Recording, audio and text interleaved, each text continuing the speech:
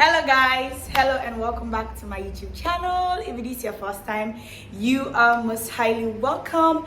My name is naturally Tima, aka Tima Blessings. So today guys, in this video we're going to be asking my mom some few questions, but before we go right into the video, I want her to introduce herself to you guys.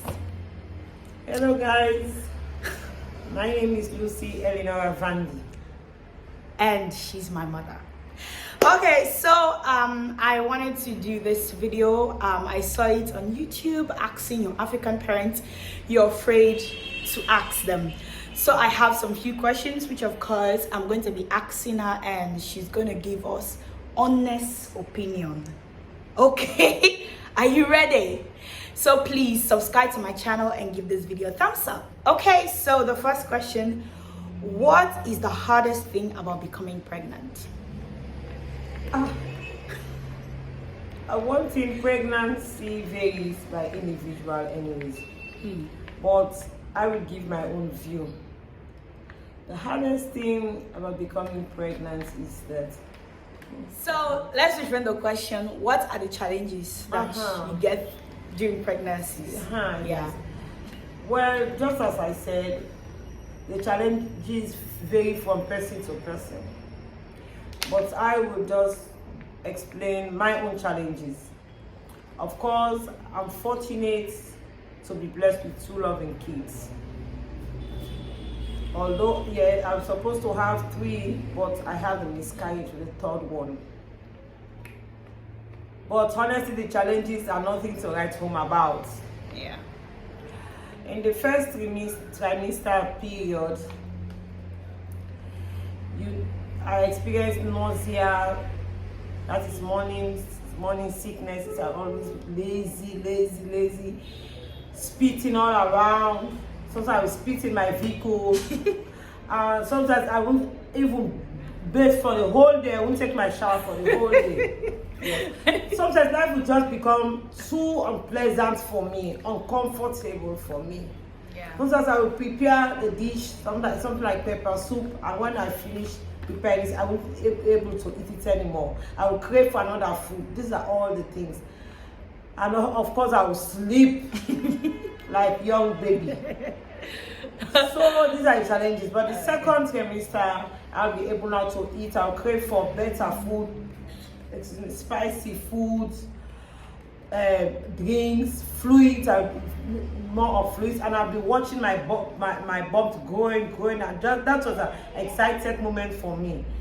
Because for the first trimester, I won't see anything. My tummy will be as flat as usual. So nobody will even sense that I'm pregnant, except the nausea, the spitting around, craving for different foods. But the second one, I'll be excited a little because I'll be watching my tummy growing. Yeah, I love that part. Growing. Of course. Okay. The last period was sleepless nights. Sometimes I will have experienced edema, like my first pregnancy, edema, that's my swollen feet. Then, of course, I'll be using the urinating frequently. And I'll eat a lot. That time I won't choose any food. I'll just eating. And I'll be doing more of shopping. Shopping. Unfortunately, I've never done scan. Yeah, so just surprise. Just surprise, yes. Okay. All right. So the next question is, why do parents think they're always right? Of course, we are parents. As the Bible said, you children must obey your parents in all things, in everything. In the Lord, anyways, in the Lord. And in as much as we are parents, we are always right.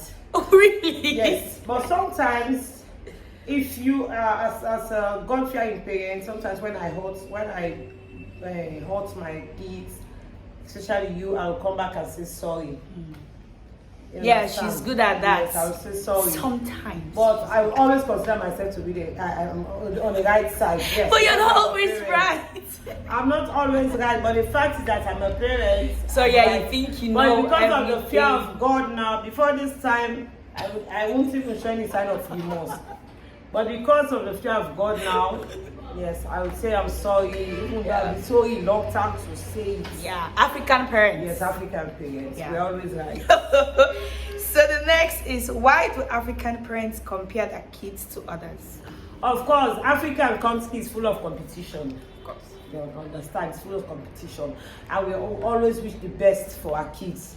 So if going astray or doing the negatives, and you looking over the window, you see your friend or your neighbor's children doing the best, you are admiring them, you become so annoyed with your children if they are always disobedient, they are not focused academically, spiritually, you become so disgusted. These are the things we compare, because you want people to admire you. So if your child is at the back, you become frustrated. So I'll tell you, you see my friend in my college mate, we had you guys together. Look at his or her son or daughter.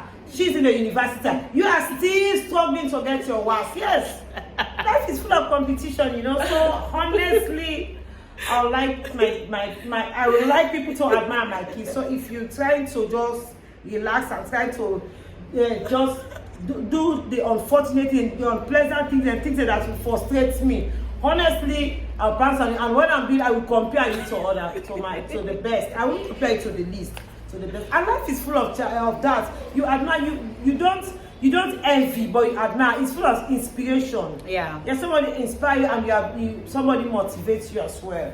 Okay. So life is all about comparison anyway. This woman came ready.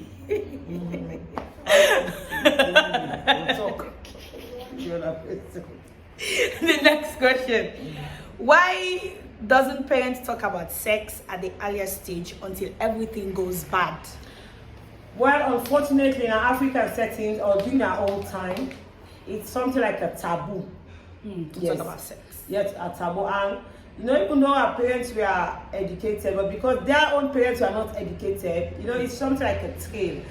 They did not have the opportunity to even discuss about sex with their parents, so the things flow, continue with them. So we don't have much about that. And during their own time, there's nothing like sex education in school, in colleges. But we are unfortunate to have that. So at least we sometimes discuss it with our kids, more so when they are now in their late teens. Yeah, because if we try to discuss it at an earlier stage, they will be so excited to do it here, so that they will mess up at the end of the day. So wait when they are in their late teens, like 15, 16. When I say late teens, 17, 18. Okay, so okay, you've had her.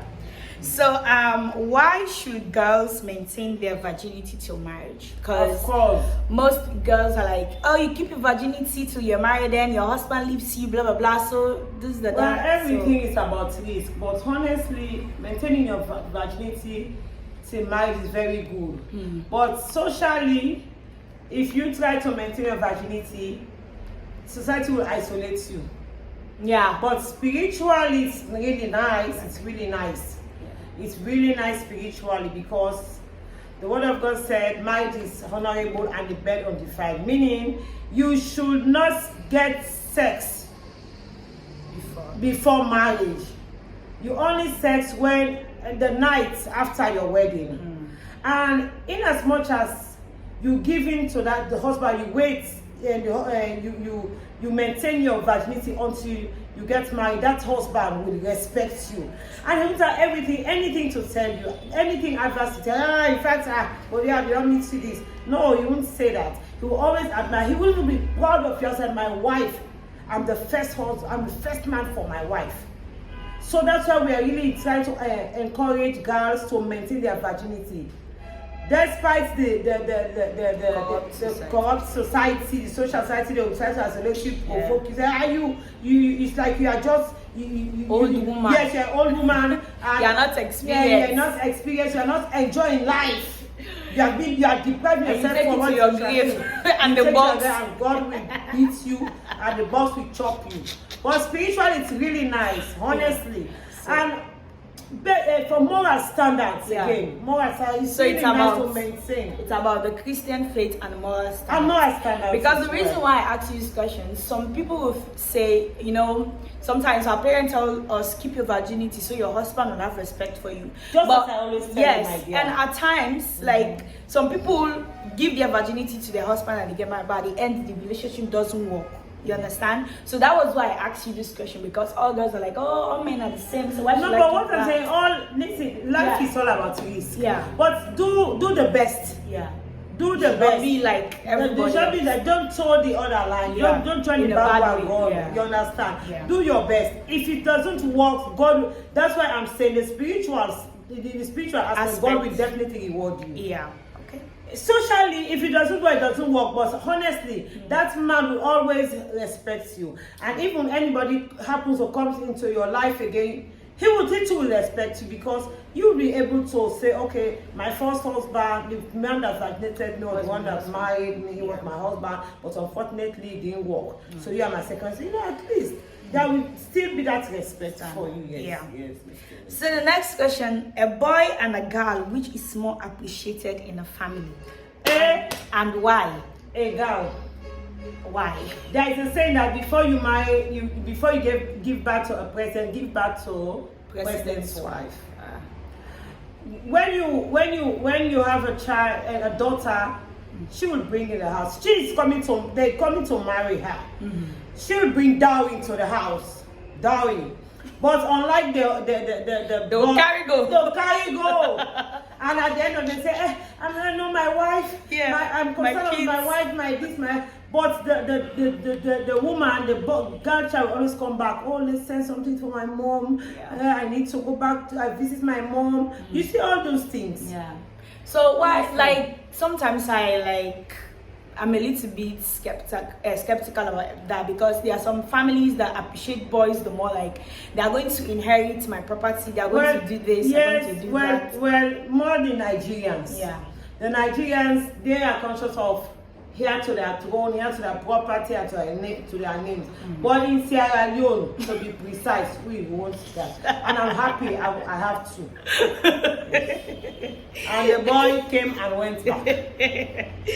Why? Okay. So the hardest thing you encountered raising a child, us to be specific. Yes, well, of course, I was fortunate to give birth to my kids. Just they are too close, just with difference, 1 year, 5 months difference. So it was really very, though it was interesting, but it was really difficult to raise them up. And raise them up until, but when it comes to secondary level, when they started their teenage life again at the early stage, it becomes interesting. I was so happy. They were so obedient, you know. And we're going together like sisters. I'm going to try to insert a picture where we go together. But the hardest is that they don't even have time for me anymore. Of course, we have to go to college. You understand? They don't have time for me whenever I come to them. Oh, mommy, we want private seats. Of course. You see, these are all the things. So the stages are like bringing them up at an early stage, difficult, they're interesting, but at the middle part of the life, where it's a bit cooperative, they will listen to you, they will have me all around them, they will come around me. But at towards the end of the late teens now, going to 2021, decided they are independent and they don't even want to around them. Young adults. And they are gradually leaving my house, and I pray for their sister to come and pick them up, so that I will just leave alone and make myself happy. And they are really stressing me. They money, mommy, I want this, mommy, I want this. These are all if you don't give us, where will we get it? Trust me. Mommy, this, that, money. I sometimes keep my purse under my bed. These are the challenges. Okay, so you are talking about knocking the door. This question: why do African parents don't knock at all when they enter their children's room? Like, yes, because at all. No privacy. They just badge you. Yes, you know, you see in American movies, they're like, knock, let me come inside. No, I'm not an American. I'm a Sierra Leonean. I'm an African. Especially when you are under my roof, I'm taking care of you. We have protocol. We have to knock before I enter. Except if I have a mail. male, I will respect him a bit because you have opposite sex. Yeah. But with girls, there is no protocol. I'll just bang. Besides, I'm the owner of the house. So why should I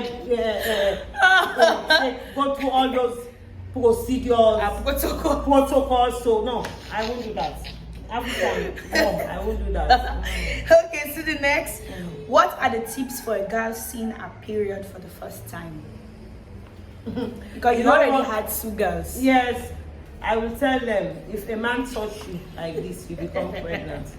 That's what they told us. That, yes, of course, now you have become matured. You understand? Meaning, you can get pregnant at any time. You understand? But then, I would tell them that since they are not too exposed sexually, they are not exposed, and this their first experience. Tell them, if a man can touch you, you become pregnant. Yes. Okay. Yes, so that's the tactics of really parents. That's what all parents will tell. Hey, if man touch you, they get belly. They get belly. Yeah. But they don't touch me. But now they say, mommy. But when I went to school, I went to college, somebody touched me, I'm not pregnant. Yes. I said, the real touch will make you pregnant. The real touch. Okay, second to last. What was it like falling in love for the first time? Me fall in love? You want me to tell you?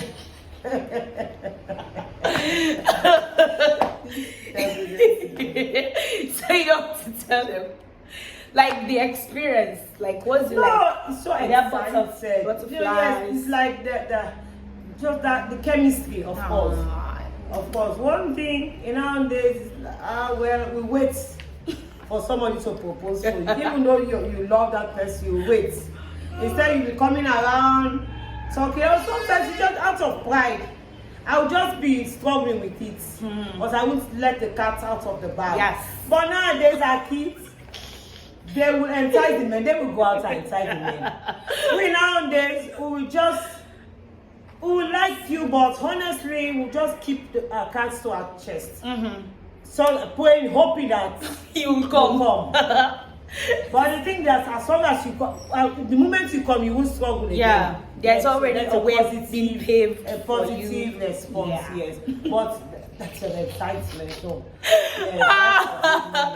okay, so the last question before we end the video: what is your advice for young people watching this video? Like, my advice for young people: abstain. Abstain from sex before marriage. Immorality.